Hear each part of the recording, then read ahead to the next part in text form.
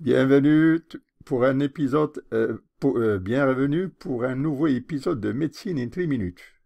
Comme d'habitude, on va droit au but. Le sujet est expliqué d'une manière brève, claire et souvent illustrée. Allons-y. Alors, le sujet d'aujourd'hui est à propos de l'hypopituitarisme. Alors, l'hypopituitarisme, c'est une lésion de la région hypothalamo-hypophysaire. Alors, le type le plus commun chez l'enfant, c'est le crânio-pharyngiome. Et l'hormone de croissance est la première hormone qui subit le déficit. Et la CTH, c'est l'hormone qui subit le déficit en dernier lieu. Alors, le déficit hormonal, il concerne les hormones de l'hypophyse antérieure, donc la FSH et LH, qui sont des hormones gonadotropiques pour les ovaires, la CTH pour la surrénale, la TSH pour la glande thyroïde, la prolactine pour la sécrétion du lait et l'hormone de croissance. Alors, si le déficit hormonal concerne une seule hormone, on dit que c'est un hypopituitarisme sélectif. Si le déficit concerne toutes les hormones ou presque toutes les hormones, on dit que c'est le panhypopituitarisme. Alors, en matière d'hypopituitarisme, il s'agit en fait de deux maladies. Deux maladies associées dans le même syndrome, c'est le primary addison, l'addition primaire, et l'hypothyroïdie. Nous allons examiner la question d'une manière plus précise. Alors, dans l'hypopituitarisme, donc, la selle turcique peut être vide, elle peut être infarcée, il peut y avoir un adénoma. Donc, 3 situations qui concernent la selle turcique. Alors ici, c'est pour marquer que l'hormone de croissance et les hormones gonadotropines, c'est-à-dire FSH et LH, sont les premières à être perdues. La dernière qui va baisser, c'est l'ACTH. Donc, hypopituitarisme, c'est-à-dire un déficit d'une ou de plusieurs hormones. Le diagnostic, c'est le bilan sanguin et les tests radiologiques, c'est-à-dire le scanner, pour détecter une tumeur sous-jacente. Et des fois, il y a des rares causes qui sont dues à des traumatismes, des anciens traumatismes qui n'ont pas été diagnostiqués à temps. Alors, il faut tout de suite dire que toutes les hormones peuvent être remplacées par des injections ou par des tablettes. Alors, le déficit de toutes les hormones est plus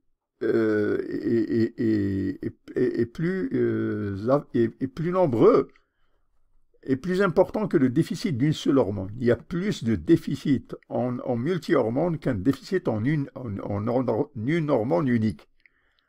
Alors, le déficit de la gonadotropine, donc LH et FSH, chez la femme, c'est l'aménorrhée et l'infertilité. Chez l'homme, c'est la perte des poils de la face et des régions pubiennes. La masse musculaire qui va diminuer, l'anémie, une diminution de la libido et l'ostéoporose. Chez l'enfant, c'est un retard de croissance. Alors, il est classique de dire qu'en matière d'hypophyse, les femmes sont juteuses et que les hommes sont secs, dry. Les fonctions érectiles, elles vont baisser et les femmes, elles vont faire des aménorrhées. Alors, l'hormone de croissance, le déficit de l'hormone de croissance va entraîner un déficit de la masse musculaire. Alors, c'est le signe, le déficit de l'hormone de croissance, c'est le signe le plus important dans l'hypituitarisme qui est causé par Sheehan syndrome. Alors, regardez ici, quand on donne l'hormone de croissance, eh bien, on agit sur cette région de la ceinture. C'est au niveau, c'est dans le tissu graisseux de la ceinture qu'il y a une modification du métabolisme induit par l'hormone de croissance. Alors, une apoplexie de la glande pituitaire, il faut chercher un adénoma dans les antécédents, les céphalées et l'état mental qui est changé. Pour ce qui est du Sheehan, eh ben, c'est une nécrose postpartum de la glande pituitaire, donc de l'hypophyse antérieure, avec impossibilité à la lactation. Saignement fin de grossesse ou en cours d'accouchement massif, pensez à la nécrose de l'hypophyse, syndrome de Sheehan. La lactation est absente. Il peut y avoir des oligoaménorrhées. Alors pour les enfants, la manifestation la plus commune chez les enfants, c'est le crânio-pharyngiome. La croissance de la tumeur est lente. Elle s'accompagne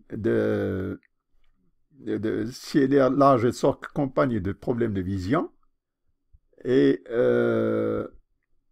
l'urine sont rares. Il y a beaucoup il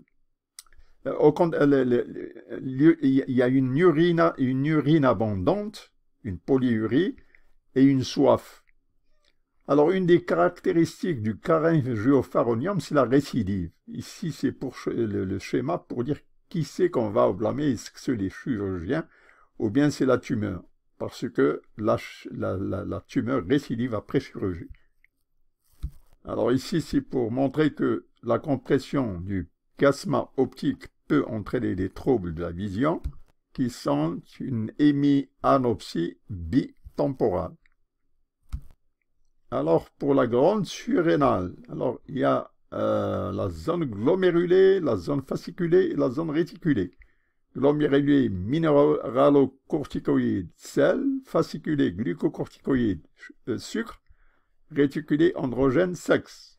La médulla, c'est l'épinéphrine et le stress. Alors, dans l'hypopituitarisme, il y a un addison secondaire par déficit en ACTH et il peut causer une crise additionnelle aiguë, qui est une urgence médicale. Alors, je rappelle que les éléments de l'addison, asthénie, anorexie, hypotension, hypoglycémie, troubles digestifs et dépression. Alors, il y a un signe qui manque dans l'addison de l'hypopituitarisme, c'est la mélanodermie. La mélanodermie est un signe qui n'existe pas, tous les signes de l'addison existent dans l'hypopituitarisme, sauf la mélanodermie. Alors, il peut y avoir une hyponatrémie parce qu'il y a un déficit en hormones antidiurétiques hormones. Donc, l'hormone de la diurèse, donc le diabète insipide. Alors, nous avons dit que le panhypopituitarisme, c'est une association d'un déficit de la maladie d'Addison et de l'hypothyroïdie. Maintenant, voyons ce que c'est que l'hypothyroïdie. Alors, c'est un goitre avec une humeur versatile, une dépression,